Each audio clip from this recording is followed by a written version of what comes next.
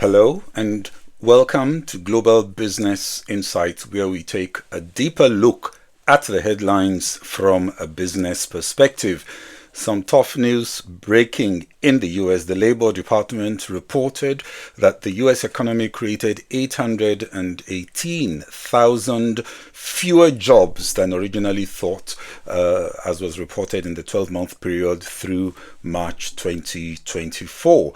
Investors are piling back into gold as they position for US interest rate cuts this year, as prices reached $2,531. That's a record high this week. Also a move to safety in the uncertain times. Target beat Wall Street expectations for earnings and revenue in the second quarter, and sales grew about 3%. The retailer said shoppers made more discretionary purchases on items like clothing.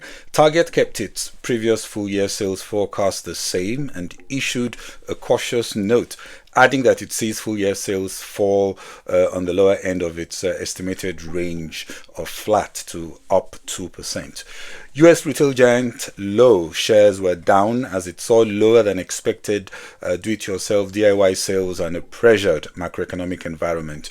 It reported quarterly sales down 5.6% from the previous year to $23.59 billion. This was as high interest rates and inflation weighed on revenue. CEO Marvin Ellison said on the earnings call that DIY customers are pausing on home improvement projects. The S&P 500 inched up as traders looked ahead to minutes from the Federal Reserve's latest policy meeting and as investors awaited insight from Federal Reserve officials at their annual Jackson Hole Symposium.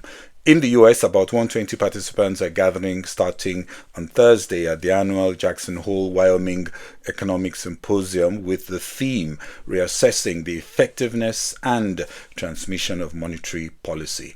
Still in the US, a federal judge in Texas yesterday barred a US Federal Trade Commission action aiming at executing a ban of agreements commonly signed by workers not to join their employers' rivals or launch competing businesses. In Nigeria, the central bank, in a press release, reported higher remittance inflows, reaching $553 million in July 2024. That's a 130% increase from the corresponding period in 2023. Senior business analyst Lekon Shote comments on the Apex Bank's initiatives to double remittance receipts within a year.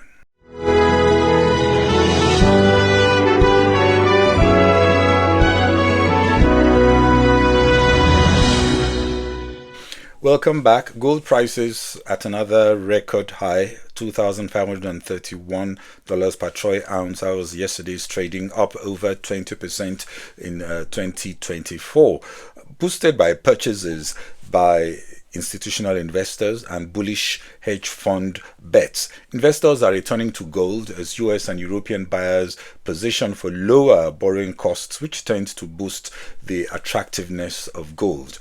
Analysts are still uncertain on how much the expected rate cut will support further gains, given uncertainty on how dovish rate cuts this year will be. Ahead of the release of the FOMC meetings today, investors seem convinced that the Federal Reserve will start its policy easing cycle and announce 25 basis points in September. That's the cut expected. Also, Powell's speech at the Jackson Hole Symposium on Friday may shed more clues on the U.S. Central Bank's policy path.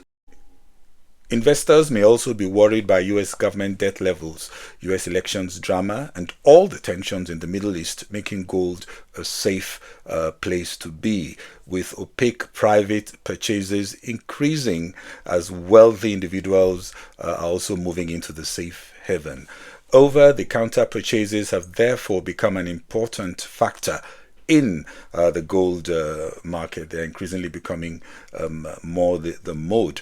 The 818,000 downward revision in annual payroll data that came in today could also be another reason to believe the Fed will move in September to cut rates. Market watchers will be paying very close attention to deliberations at the Jackson Hole, Wyoming Symposium of Central Bank. That's the leadership conference. This was as former President Trump insists executive leadership should have a say on monetary policy, but clarifying this is not to impose its will.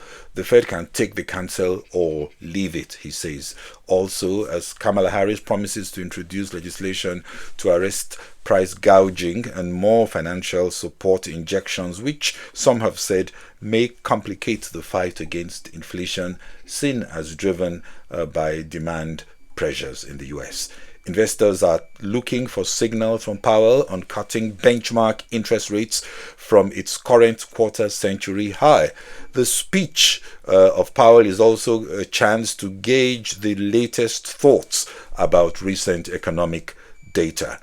We have seen data like unemployment rising and manufacturing slowing, raising fears of a slowdown, and other reports showing inflation slowing down and retail spending accelerating, signaling resilience.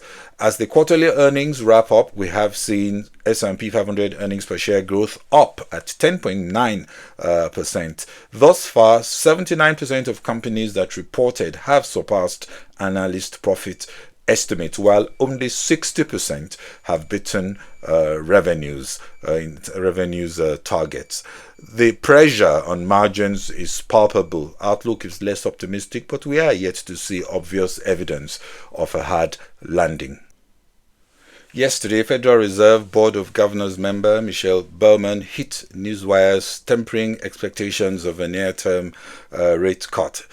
Fed Governor Bowman said recent progress on inflation, price growth levels still remain well elevated compared to the central bank's target ranges, adding that recent moves in the unemployment rate may be exaggerating a general cooling in employment activity. And on the politics, Powell is expected to reassert at Jackson Hole the criticality of independence and ignore suspicions that there are political pressures to cut rates just before the elections, earlier than the economic data suggests. Powell's views will stay above the fray of the political noise.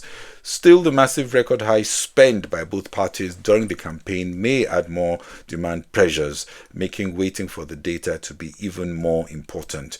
While the ECB already cut its benchmark rate more than 2 months ago, and Britain's central bank moved on the 1st of August only by a narrow 5-4 vote, the Fed has yet to cut rates. Also, unlike the supply-driven inflation in Europe and the UK, which was easier to tackle, a demand-driven inflation may need higher rates for a longer period. The Central Bank of Nigeria reported remittance inflows reaching $553 million in July, up 130%, and the highest monthly total inflows on record, reflecting success of ongoing efforts by the central bank to enhance liquidity in Nigeria's foreign exchange market. Measures like granting licenses to new international money transfer operators, implementing a willing buyer, willing seller model, and enabling timely access to naira liquidity for international money transfer operators seem to be having the desired impact. Senior business analyst Lekon Shote comments on why more funds need to be attracted for industrial growth instead of mainly to money markets. The naira is weaker, definitely.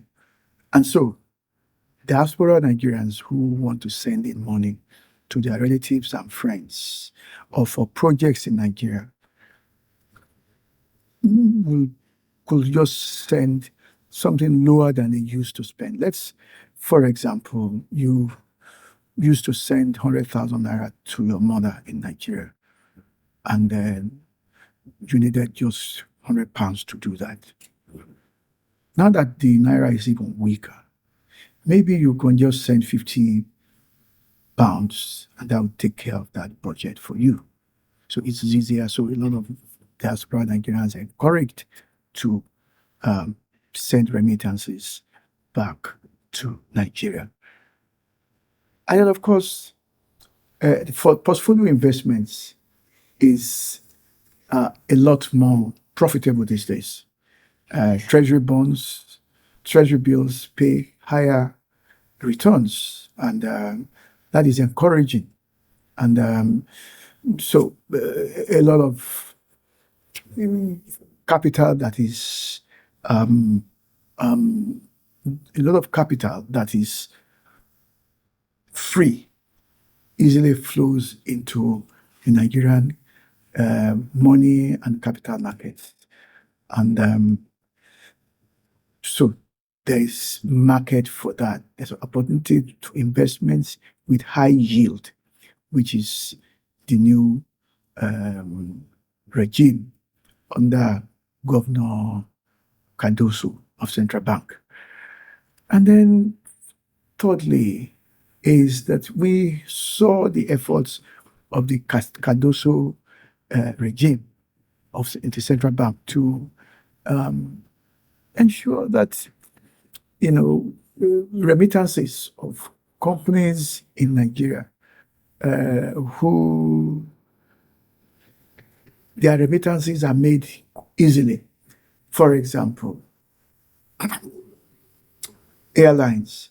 We saw how much the CBN tried to look for money to ensure that their remittances are made. And that is encouraging to any investor. But then, is this the best for Nigeria? I'm not exactly sure, because funds that could have gone into brick and mortar industries are easily going into